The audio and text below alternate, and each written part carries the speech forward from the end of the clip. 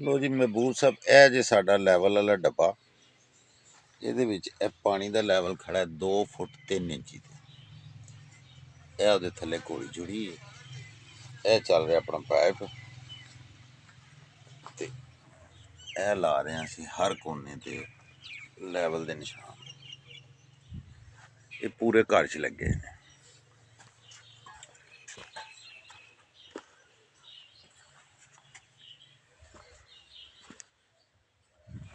यह जा रहा जी पैप,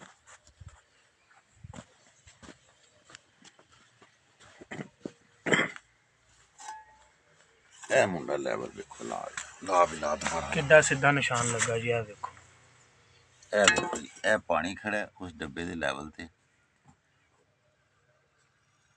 यह हुण आया जी लैवल बराबर हो गया। ये जिथों मर्जी चेक कर लो।